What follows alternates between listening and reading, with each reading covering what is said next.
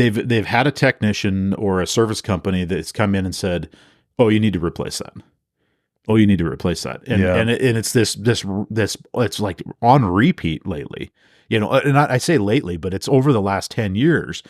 Is this, well, we don't fix those anymore. Make Trades Great Again is a podcast that focuses on the trades industry, covering topics relevant to professionals in fields like plumbing, heating, and more. Hosted by seasoned tradespeople, the show delves into the latest industry trends, tools, techniques, and business insights.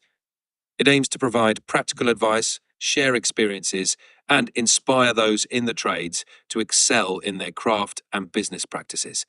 If you're in the industry, it could be a great resource for tips and insights.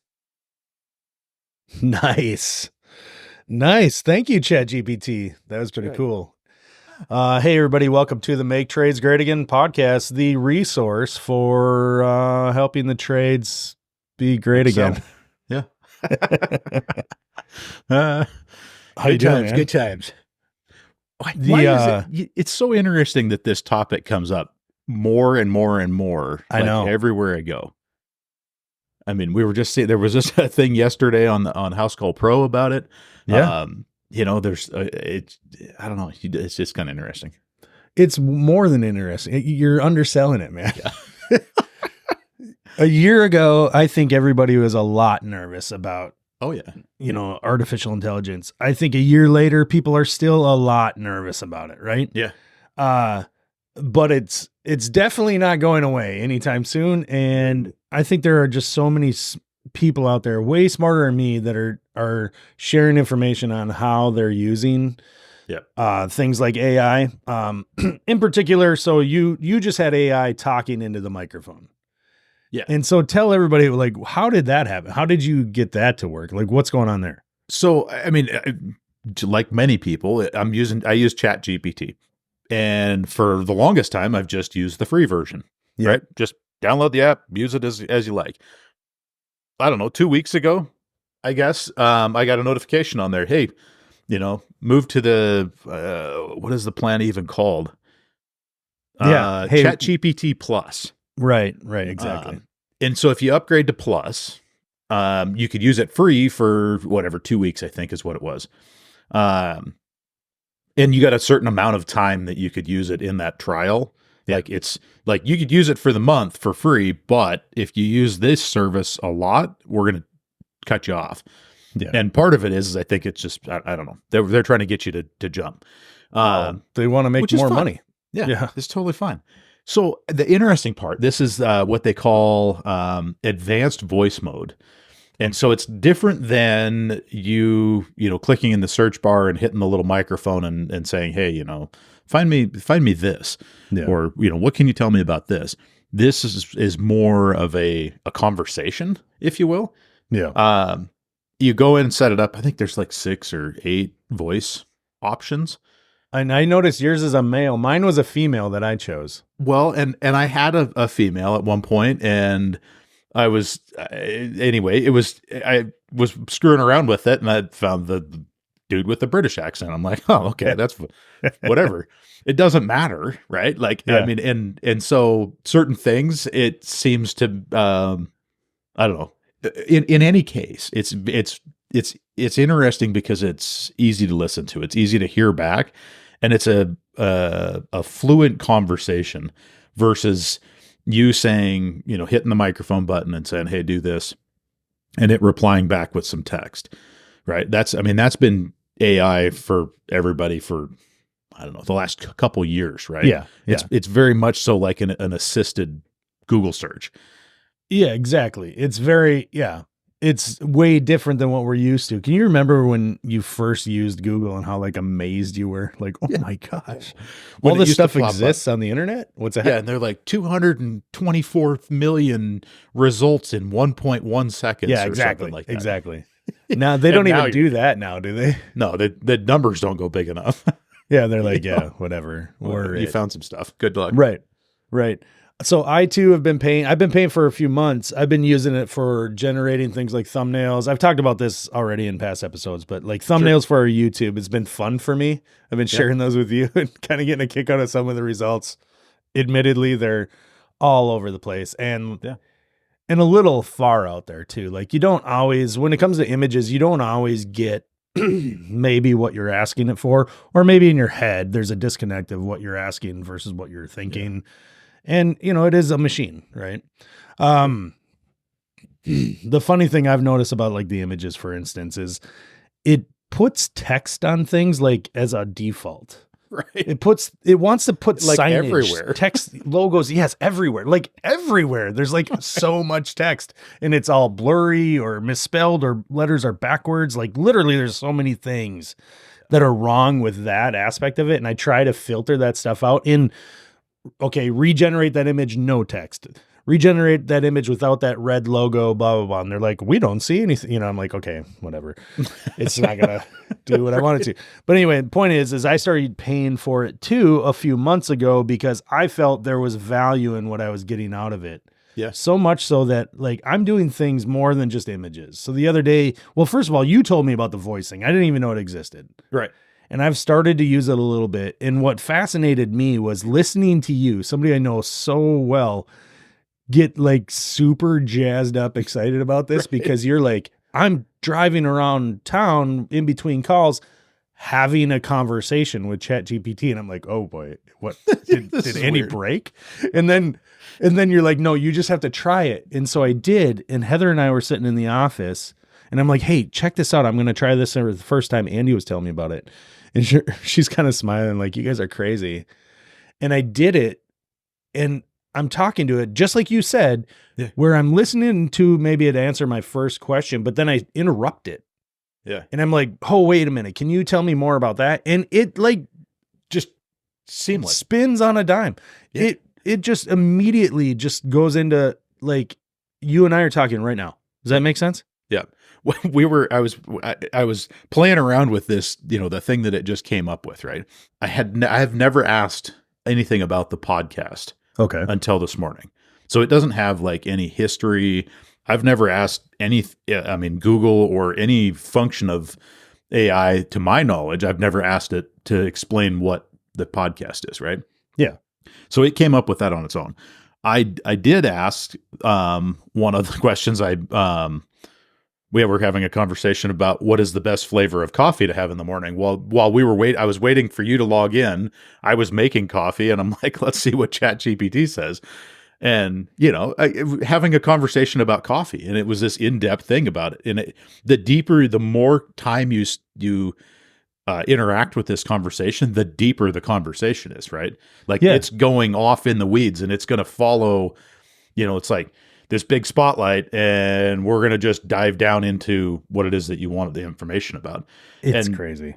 You know, I said, well, what's the best flavor, you know, or the best brew of coffee to have in the morning? And it's like, blah, blah, blah. And, you know, medium roast and breakfast blends. And this is why. And then I said, well, I like a medium roast. And it's like, that's a great choice. You know, what does it say here? What's your favorite brew method? Do you like to switch it up? And I was like, it's, you know, I like to switch it up sometimes. Sometimes I use a Chemex or a pour over, and then it starts going into how cool and bougie the Chemex is. And I'm just like, what? This is going to change people's like daily routine. And I hope it doesn't go negative, but like in a bad way, but like people are going to like stop interacting with people. And they're just like, I got ChatGPT, it costs me $20 a month. I don't need a girlfriend. She tells me how handsome I am. Yeah. No, but maybe companionship will come out of it. Yeah, who knows? It seems crazy, but it's not. Yeah. It's not. It's crazy just on its own. Yeah. I wanted to bring up real quick as we're on this subject, whether we change subject or not, I don't know. It's up to you. But the way I was using it the other day is not the first time I did it, but it was like more of a complete usage of it. And I was telling you about it afterwards. I just was curious. A while back, I did this once, and I did it way more completely the other day. I asked it to produce a heat load calculation. Yeah. And I didn't prompt it first with the right amount of information, but it told me I didn't. Like, basically it's like, well, you know, in your region, blah, blah, blah. It went into very brief, like, if you, it said Rule of basically thumb. like, Yeah. what's that? Like a rule of thumb. Like, Yeah, like a rule of thumb. Yeah. Thank very you. broad. Yeah. Sorry. I couldn't get the words off my tongue. Yep. And then it said, but if you give me more information, I can calculate the heat load per square foot, given the volume and information like R values of insulation and wall assemblies, things like that.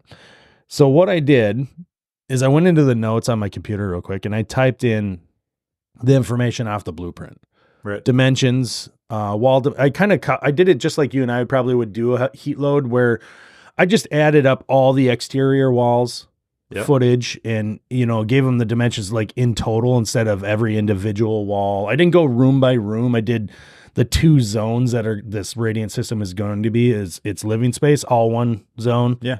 And then garage, it's a barn dominium. I gave it, you know, the common wall dimension between the two, the design temp, window U values and wall R values, and blown in ceiling, you know, R50 in the ceiling, cellulose, that kind of thing. So I gave it a fair bit of information that probably took me about 10 minutes to type out into my notes. And then I just copied that into ChatGPT in the same conversation we're having. And I didn't even prompt it to do anything. It was just like still there. You know what I mean? Yeah. And it, within seconds, spit out a comprehensive manual J heat load calculation. By all accounts, it's probably as accurate as it would ever need to be for the purpose of what I'm doing. Right. I'm not designing ventilation system and you know, I don't have to split hairs between a 85,000 BTU boiler and a 100,000 BTU, nothing like that. Right. I have to produce this heat load calculation for good reason. There's a reason why we do it in the first place, but I have to do it as a formality when I get my permit before I can start this radiant heating system. And oh, by the way, it's spot on. What I had just did my rule of thumb on, it's like 5,000 BTU, within 5,000 BTUs of that. And I'm not going off of my rule of thumb. I'm just saying there's no way that this isn't at least accurate enough. And I admittedly, when I use the manual J for, you know, like when I use like WriteSoft or whatever to do it, or Elite software I've used in the past, I'm probably wrong there too. When I'm calculating all the wall assemblies, you know, wind load, all that kind of crap. Right. Yep. But it took into consideration the downward loss because it's a radiant system. It put in their perimeter. I mean, it was, dude, I spent $20 for the month's use of this program, and with less input than if I were using like the $300 or the $800 a year subscription, or whatever, $300, whatever that WriteSoft is, like, it spit out my results. And then okay, I know I'm going on and on about this, but the final thing that sold it for me, and I told you this too in conversation, I got the results and it spits it out. It's just like basically like a Word doc, because you can copy it, right? Right. I said, can you put this into an Excel spreadsheet format? And it did. And I was like, oh, print. And then that goes on my application or I saved it as a PDF. You know what I mean? Like, what? Oh my God. I was asking something the other day. What the heck was it? I'm going to look back here for a second. But anyway, it was something to do with a proposal. You know, hey, you know, help me reword this. You know, I mean, typical AI usage, right? Yeah. You know, like I want to write something as a proposal. I don't want it to be super formal, but I want it to be detailed, brief, blah blah blah. And we get, you know, and I'm talking to it at that point, and I'm like, can you copy that to my clipboard? And it's like, no, I can't do that yet. You know, iOS doesn't allow me to, and it was basically, that was what it said, is iOS doesn't allow me to interface with your iOS. Yeah. it's that I'm limited in my capabilities based on the fact that iOS doesn't allow me permission, which is, like, oh, interesting. So is this the robot taking over the world concept? Is that the only way we can do it? It's just not give it permission. Yeah. Right? Yeah. Well, it has to follow the rules. Yeah, because Apple's device will do it for you when their own. Yeah, exactly. Yeah. If I upgrade to Yeah, the newest device? Yeah, we talked about that last episode or a couple episodes ago. Actually, it's kind of funny. No, it's a big thing. There's so many different reasons. Like I said in recently an episode, how Jacob, my younger son, is using it to create, recipes. I want it to take less than 20 minutes for these meals, only 5 ingredients. Give me a shopping list, and that shopping list should be under $60. That kind of thing. Yeah. And he's like, yeah, it's the money part of it's off, but the everything about it is spot on. There's so many uses. We're not even scratching the surface. No. I thought the heat load thing was cool. I thought you're asking it like you're using it as a conversation. I need to start doing that a little bit more because I've got there's no shortage of time driving from here to there where I could be making better use. Like you were saying before we hit record, the troubleshooting. Yeah. Asking it like, what is a Navian error code, 305 or whatever. I mean, yeah. What's a Renai code 11? Yep. And the neat thing is it's not just spitting back a Google result. Like a lot of times you're going to get when you just Google those things where you kind of get the same thing over and over, and they're not always, I don't want to say that they're not correct because oftentimes you're finding the right information if you know how to look for it. But I think with Google, you just get repeated information. And it seems like what I'm getting out of ChatGPT when I ask it questions like that is I'm getting stuff that's out of the manual versus just something that somebody posted in like a random YouTube video. Right. That I don't have to spend 14 minutes getting to the point on. Does that make sense? And that's the thing that I've had issue with lately is, so, I mean, here's a prime example. Yesterday, Miles's van won't start, right? Yeah. Don't have a shop that is able to get to it this week. Right. Right. They're all so overrun. I'm like, okay, here, I got to go be a mechanic, whatever, we'll figure this out. And so I'm on my way there and I'm like, I don't even know where the starter's at. I mean, I assume it's on the bottom of the engine somewhere. It's a van, so under it makes it even more challenging. Yeah. Theoretically it's under the hood somewhere. My battery's under my seat, so it's anybody's guess where this starter is. Well, and then that was the second question was like, well, where is this? And so my immediate thought was I need to figure this out. So I went to Google and I, searched it. And then I was like, well, wait a minute, what does ChatGPT do? And so it went off in a little bit of a different direction. Right. And it wasn't, neither of them were working for me. Okay. And I think part of it was, like we were talking earlier, I wasn't giving ChatGPT, I guess, very good information when I asked the question. Yeah. It generalized like, oh, you need to disconnect the positive battery terminal, right? And ultimately, my question is how the frick do I get to the positive battery terminal? Because there's a freaking cover on the top of the battery under the seat that prevents you from getting to it. You could disconnect it under the hood. Did you know that? You can't actually.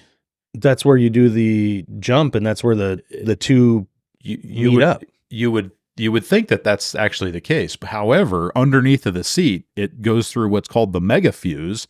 So there's a 300 amp fuse. Then it splits into 3 separate power line wires. One goes to that jump port and the ABS and all the power supply up in the engine compartment. Yeah. And then one goes straight to the starter. Oh, I didn't know that. I just assumed that was your disconnect because of where the battery is located. I thought so too. However, it took me 4 or 5 YouTube videos to finally get to one that looked like my van. Yeah.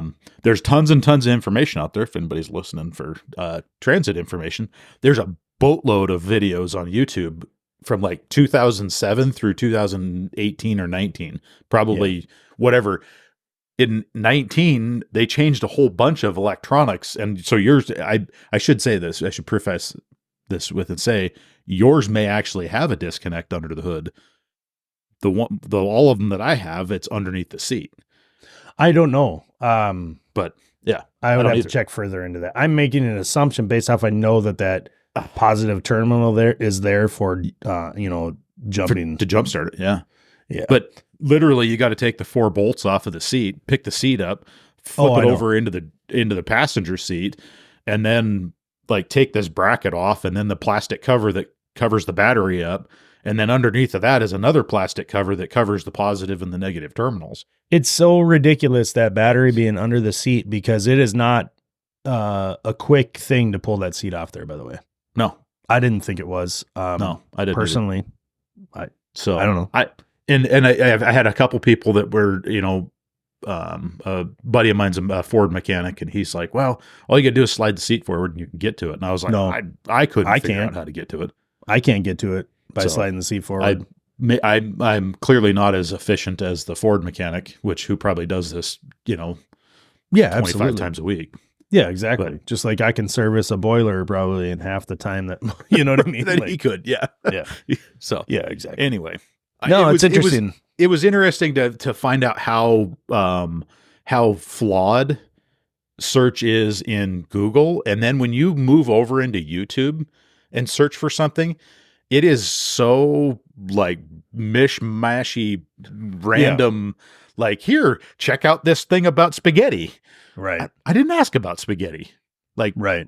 why are you sending me videos about spaghetti and cranes? I'm looking for a video about a starter in my Ford Transit van. Yeah, So- no, you ask about a starter and it's giving you videos on like sourdough Right. starters. You know what I mean? Like, Yeah, it's no, just- it so is flawed, YouTube's but weird. ChatGPT isn't perfect either, though. No, it's not. Not at all. No. I don't know about the other ones. I didn't get into Gemini. Yeah, I've used it a bit. I tried it, like the free intro Sure. of it a few months back. Like, ultimately, I was able to start doing images with ChatGPT, and that's why I decided to pay for it, because I found value in it. It was helping me when it came to putting images together for the thumbnails for either our YouTube videos or for the Make Trades Great Again YouTube video. You know what I mean? Like, it was just making my day a little easier. And I thought the $20 was worth it on my end. And I've used it for more and more since then. Yeah. Hey, we got a DM the other day, and I need to find it in the DMs. I should have had this pulled up already. But it's from our pal EJ Bear on Instagram. And of course, we've met him in person, him and his wife at AHR, remember? Yep. I think he's in Idaho, isn't he? Isn't he? out in Oregon, Eastern Oregon? Yep. Okay. Let me pull him back up. Sorry, I'm having troubles with my browser You need right an now. AI in your browser. Yeah, it's screwing me up here.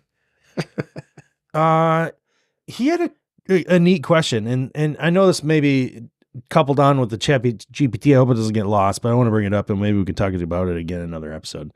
Okay. He said, what about a topic of dealing with customers that didn't listen to your advice on how to fix their system and keep calling back saying it's still not working? He says, I got an example here. Is oversized equipment with too small of ductwork as they get used over a few years, limit switches wear out and fan motors. Also, coil gets a little dirty.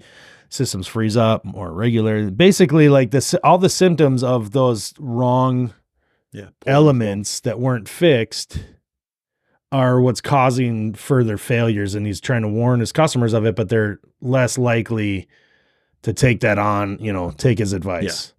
I think a lot of what we end up with is this whole what the heck was that reporter's name that How to Catch a Criminal?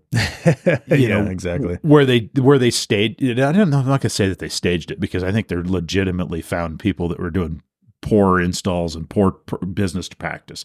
Some of that falls into what we deal with, what you and I and EJ deal with on a daily basis, is you go out and you meet this new customer that you don't have any interaction with them, right? You don't have any history. and they don't necessarily distrust you because they've called you as a professional to their home, right? So they're hoping for the best, but I feel like there's a lot of times there's like a shield up in front of them. Like, I'm going to take this with a grain of salt. This guy could be bullshitting me, you know? Yeah, but let me ask you this. Wouldn't you think that some of that there's more to just that? I mean, I know you're not saying that's the only thing, but you start talking, everybody's in a different position, right? So we've got customers that can afford to fix a problem. We've got customers that can't afford, like they're nervous to call us in the first place. Yep. Right. Because maybe even coming out to their house is going to cost them more money than they can afford. So like you couple that onto it. Now we've got anxiety kind of intensified. Yep. Maybe they have a bad experience.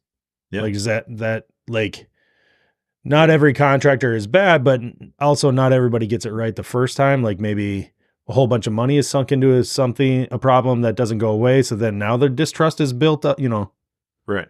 I guess I don't know what I'm trying to say. I think that there's a lot to it and it sucks basically.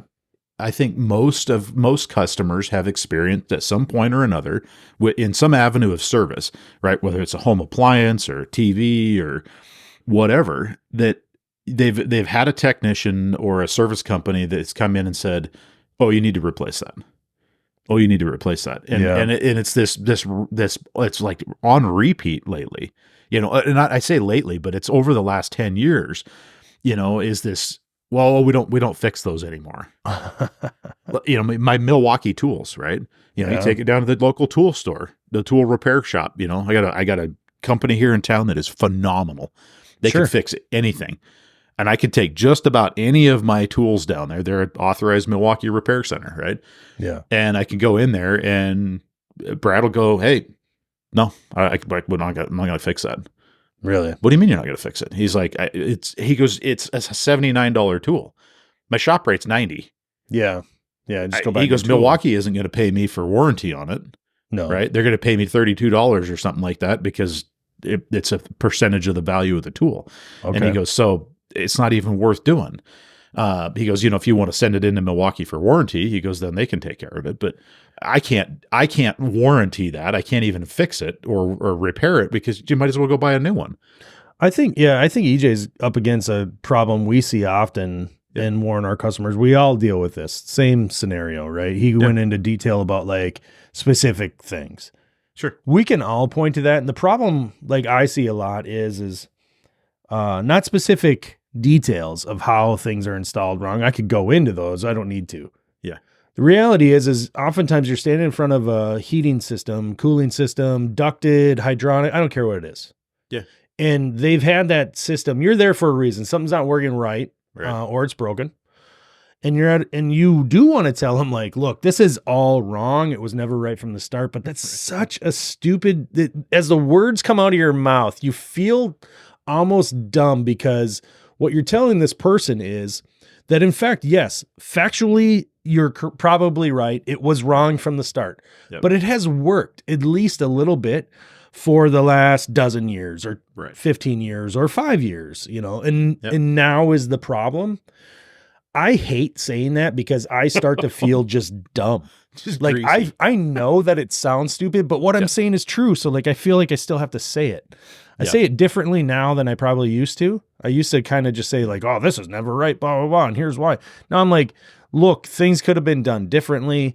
If we changed things, they probably would, you'd see a better performance, or maybe your operating costs would drop some, but technically it gives us everything a better run at, longer life, that kind of thing. Yep. I don't know what to say to the customer that refuses to take that advice. Call somebody else. Yeah, look, And that sucks. it does. It does. Yeah. We've had a couple of those over the years, where it's like, "Hey, this is an issue, right? This thing doesn't work.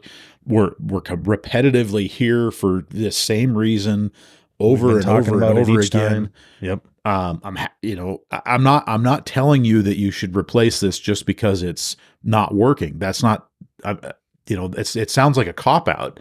Yeah. And I kind of go back to that. we've gotten to become, I say almost especially in the HVAC industry. I think that's where I can relate to it the most, because I hear so many customers come back and go, "Oh yeah, this guy came in and said, technician came in and said, we don't work on furnaces that are older than 10 years old." I'm like, "What do you mean you don't work on them?" "Oh yeah, if it's 10 years old or older, we just recommend replacement." Why?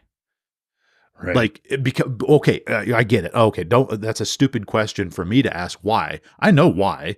Yeah. Because it's way more profitable to put in a new furnace than it is to put in a new blower motor. 100% all day long. Well, and these customers or these contractors are then signing customers on to be, Sure. Subscribed clients. Like they're paying a subscription to be in their club and all these things that have benefits. They really do. They have benefits. Yeah, sure. And it's certainly benefiting the contractor. And no, I don't have a problem with it. I don't. No. I wish I knew how to pull it off. You know what I mean? Yeah. But that's the reason too. Like they're making way more money in the future by replacing the system now, which, like as you point out, way more profitable than a couple hours labor and a service call with ridiculously marked up parts. Yeah. So I mean, that's a conversation that we've had. I've got Miles and Tristan and Rob have all kind of come on and started to learn some of my things. I mean, there's times when I've jumped over a replacement. Like, no, we can fix that. Let's fix it. Let's do this customer a favor. Let's, and are we doing them a favor? Well, I don't know if I can prolong a $10,000 change out for 3 years and say, listen, here's the deal. Your ductwork is poorly designed, right? Your AC's oversized. Your furnace is too big. Here's the case of EJ. We can get you up and running. You need a new limit switch. You need a new fan motor, and we probably need a control board, right? Mm. These things are all, $4,000 or, let's say they're $1,800. Yeah. Right. That's a steep repair on a 10-year-old furnace that's too big. Are we doing the customer any favor doing that? Well, I don't know. Does the customer have $10,000 to replace the system? Or 12 or 15? I don't know. Yeah, but you have to give them the option to do that. I got to give them that option. Yeah. I'm up against the absolute inevitable, like just this week it came up. Yeah. On a job that you actually went out to with me, to basically rebuild a boiler, give it new life that, it's at the time it was 14 years old. Now it's 14 and a half years old. Right. And it went for 10 years without any maintenance.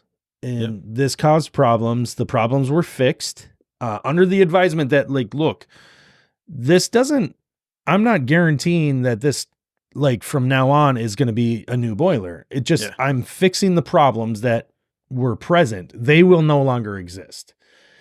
And with the hopes that this cost, although expensive, will give you a couple more years of operating on this boiler. Yep. Elderly lady, limited budget, lots of kids that should be chipping in, that kind of thing. That's none of my business. Right. The decision was made to put the parts in and get it back up and running, because this boiler it also makes hot water for, the house, that kind of thing. And it's 14 and a half years old. We get dealing with problems again just this last week. This is 6 months after or so. Then I put the parts in, and now we're literally saying I can fix it. I've diagnosed the problem. I've verified that with tech support. They concur that my diagnosis is correct. I can get the parts. And the parts and labor are X amount of dollars, and replacement is 10 times that amount. Yeah. You do the math, the 10 times amount is always more. Unless it was $0 to start. So right. Yeah. It's tough. You do run into equipment that is old and does eventually meet the end of its life. Yeah. And yeah. I mean, all of these appliances turn into a boat, right? It's just, bust out another 1,000. I mean, we were just talking about that last night. You were sent me a picture of the Venturi that's all 8 out of this thing. Yeah. Yeah. Right. And it's I mean, we can order another Venturi. you know what? In that boiler, you're going to fire that thing up and it's going to run sweet. And, it's going to go until something else on it dies that's $1,000. Yeah, that's kind of where we're at now is the major components are not inexpensive. Right. They're not all of them have been replaced. Right. And given its age, we're probably at the point at which it's just kind of, it's inevitable. I have a church that we've been working with that, I've worked with him for a couple of years, and this system is just garbage. Because churches get touched by 1,000 different people. Oh, I got a guy. Well, yeah. So that's the guy is somebody that was part of the congregation at one point who got him the equipment. Yep. And then somebody else was part of the congregation and knew how to do, hydronics kind of. Yep. And so they've got this system that's got a 10-ton chiller on the roof, 2-stage. They've got 2 massive boilers in the basement, 2 big Viessmann boilers. Okay. That they're right on the same age as you're saying. But however, this is the quirky part. They're like 14 years old, 15 years old. Okay. This particular boiler was discontinued like 17 years ago.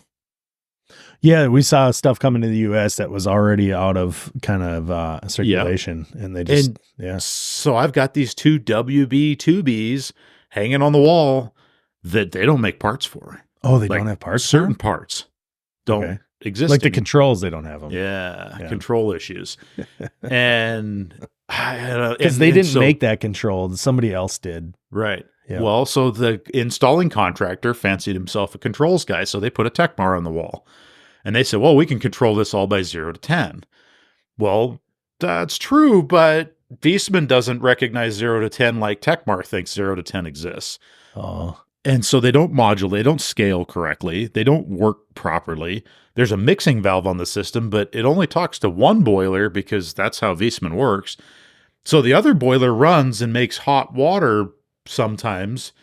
We're not really sure why. Oh, a bunch of baseboard in this No, it's all radiant. Oh, no, really? Oh, yeah. Well, they went way over the top. Wow. Does President go like Geo or something then? Well, yeah. And it's just, I went and did winter startup the other day, right? Because we have to manually change this building over from cooling to heating. Do you get anxiety when it comes to this? Like every time. Specific? Yes. I do just hearing you talk about it. I found things the other day after this is now the 5th changeover I've done, right? From spring to summer or spring to winter, whatever, summer to winter, and then winter back to summer. The 5th time I've done this changeover. I found something the other day that I was like, wait, what? There's a pump that, okay, let me throw this. This is going to be really awkward to listen to.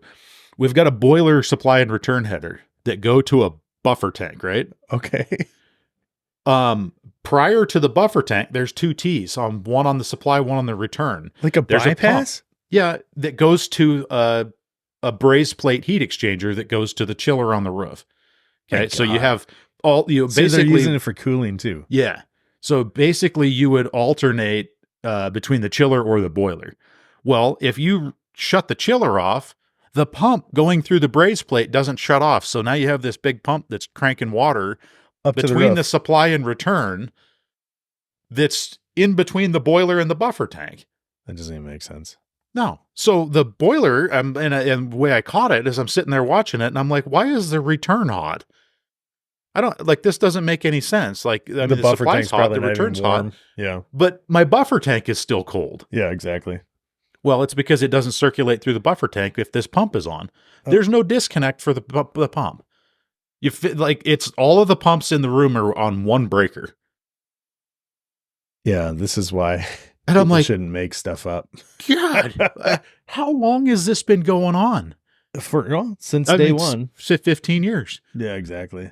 And so I, open up the J box and, shut the breaker off and unwire the pump and put the wire nuts back on and turn the breaker back on. Unwire it. Oh my God. Disable 2 pumps for the winter. I'm like, you gotta be kidding me. On the next episode, Andy's church saga. I know, man. I get it. Sometimes you just don't want to be part of it.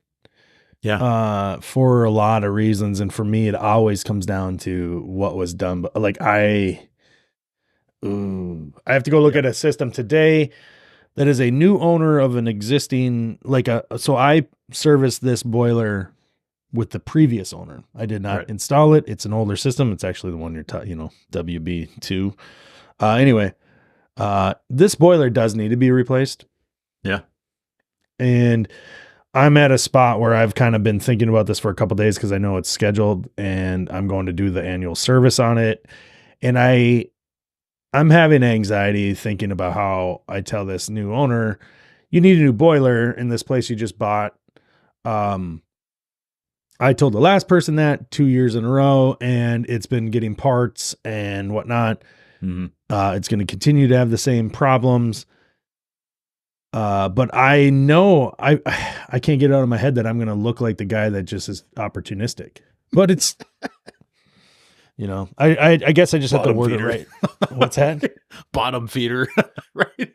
But it's true. It's true. It doesn't make it less true that the boiler is still in need. They benefit from a replacement. Put it that way. Yeah, I think, and to answer, I guess to put more of an answer of how I approach EJ's question, the same question I had at the church, is you literally just have to grab the customer and say, listen, hey, we need to have an honest conversation here.